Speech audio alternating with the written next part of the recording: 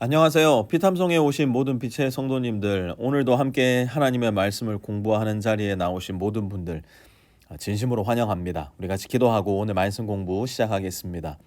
하나님, 오늘도 우리에게 말씀으로 다가와 주시고 말씀으로 가르쳐 주시고 또 말씀으로 우리에게 일용할 양식을 주시어 말씀으로 살아가는 한 날 되게 하여 주십시오. 예수님의 이름으로 기도합니다. 아멘. 오늘은 고린도후서 12장 14절에서 18절까지 함께 공부해 볼 텐데요. 먼저 14절 우리 함께 읽어보도록 하겠습니다. 지금 나는 이렇게 세 번째로 여러분에게로 갈 준비가 되어 있습니다. 그러나 여러분에게 폐를 끼치는 일은 하지 않겠습니다. 내가 구하는 것은 여러분의 재물이 아니라 바로 여러분입니다. 자식이 부모를 위하여 재산을 모아두는 것이 아니라 부모가 자식을 위하여 재산을 모아두는 것이 마땅한 것입니다. 아멘.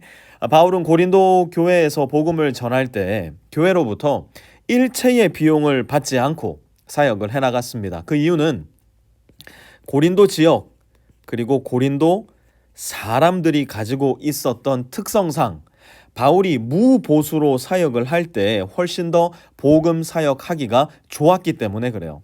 그래서 바울은 고린도에서 텐트 메이킹을 하여 생활비를 충당해 나갑니다. 그러나 동시에 마케도니아에 흩어져 있었던 여러 교회들로부터 전해져 내려온 헌금으로 그는 생활과 사역을 해나가기도 했습니다. 그러면서도 고린도 교회로부터는 아무런 재정적 보상을 받지 않고 일을 했으니 그 이유가 뭐라고요? 다시 한번, 고린도 지역과 고린도 사람들의 특성상 고린도 지역에서만큼은 돈을 받지 않고 복음을 전하는 것이 복음의 전파에 훨씬 더 큰 도움이 되리라 바울은 판단했기 때문이었어요. 그러면서 바울은 이렇게 말합니다. 15절 보십시오. 같이 한번 읽어볼게요. 시작. 여러분을 위해서라면 나는 기쁜 마음으로 비용을 쓰겠고 내 몸까지도 희생하겠습니다. 내가 여러분을 더 많이 사랑하면 할수록 여러분은 나를 덜 사랑하겠습니까? 아멘. 오늘날 뉴스나 여러 대중 매체들을 통해 폭로되는 목사들의 비행과 일탈을 보면요, 늘 어김없이 무엇이 끼어들까요? 비용, 곧 돈이 끼어듭니다. 목사가 수십억, 수백억 대의 비자금을 만들고 은퇴 자금으로 상상을 초월하는 비용을 교회로부터 요구하는 등 세상의 기준으로 봐도 어이없는 욕심을 부리는 경우를 보면서 세상이 혀를 끌끌 차게 되는 경우가 있는데요. 사실 그런 말 같지도 않은 요구를 하는 인간들 정말 극소수고요. 대다수의 목회자들, 저는 그 수가 99% 이상을 가리킨다고 생각을 하는데요. 바울이 말한 이 마음과 꼭 같은 심정으로 목회한다, 저는 믿어 의심치 않아요. 그 마음이 어떤 마음인데요. 14절 후반부터 15절까지 다시 한번 제가 읽어볼 테니까 한번 잘 들어보세요. 자식이 부모를 위하여 재산을 모아두는 것이 아니라 부모가 자식을 위하여 재산을 모아두는 것이 마땅한 것입니다. 여러분을 위해서라면 나는 기쁨으로 비용을 쓰겠고 내 몸까지도 희생하겠습니다. 내가 여러분을 더 많이 사랑하면 할수록 여러분은 나를 덜 사랑하겠습니까? 여러분, 우리 교회 교역자들을 포함해서 달라스에서 목회하시는 많은 목사님들이 여전히 이중직을 가지고 살아가십니다. 그렇게 번 돈을 가지고 무슨 부귀영화를 누려보라고 그러냐? 아니, 여러분 그렇게 말씀하지 마십시오. 이렇게 이중직을 가지고 생활비를 충당하는 겁니다. 이걸로 자식 같은 본교회의 성도들을 대접하고 먹이고 그들을 보살피고 그들에게 베풀고 더 나아가 교회의 짐이 되지 않으려 그렇게 하는 겁니다. 이렇게 하여서 복음 사역에 조금이라도 도움이 된다면 그렇게 얼마든지 할 마음이 되어 있는 분들, 또 그렇게 실제로 하고 있는 분들이 저는 99% 이상의 이 세상 목회자들이라 생각합니다. 이것은 단순히 재정적인 부분만 그런 것이 아니에요. 목사의 시간, 목사의 에너지, 또한 목사의 체력, 이것도 사실은 목사 개인의 것이 아니에요. 새벽에 성도님들이 부르시면 가야 되고요. 밤늦게 부르시면 또 가야 됩니다. 목사의 시간은 9 to 5의 근무 시간으로 한정되어 있지 않고요. 24시간 비상대기조로 늘 긴장 상태예요. 여러분, 밤 9시에 전화해서 집에 좀 와주세요 말한다고 제가 언제 제 근무 시간 끝났는데요? 그렇게 말한 적이 있습니까? 새벽 4시에 오라고, 새벽 5시에 보자고 해서 아직 근무 시간 시작 안 됐는데요, 한 번도 말해본 적 없고요. 월요일 날 만나자는 성도님에게 This is my day off 절대 말하지 않습니다. 공항에 픽업 나와달라 그러면 공항으로 픽업 나가고요. 뭐 부탁하면은 제 몸과 제 시간과 제 돈이 되는 한 거절해 본 적 적어도 제 기억으로는 없습니다. 언제든 어디든 갈 수만 있다면, 할 수만 있다면 달려가고 소비하고 희생합니다. 왜 그래요? 바울의 말을 한번 다시 들어보세요. 여러분을 위해서라면 나는 기쁜 마음으로 비용을 쓰겠고 내 몸까지도 희생하겠습니다. 저는 이것이 저와 우리 교역자들의 진실되고 정직한 마음이었으면 좋겠고요. 이 세상에 존재하는 모든 목회자들의 소원이었으면 좋겠어요. 여러분, 우리가 이렇게 살 수 있도록, 이렇게 사역할 수 있도록 기도해 주시고요. 우리 안에 이런 모습을 볼 때마다 하나님 앞에 감사와 영광을 올려드릴 수 있는 여러분들이 되셨으면 좋겠어요. 16절도 이어서 한번 볼까요? 어쨌든 나는 여러분에게 짐이 된 일은 없습니다.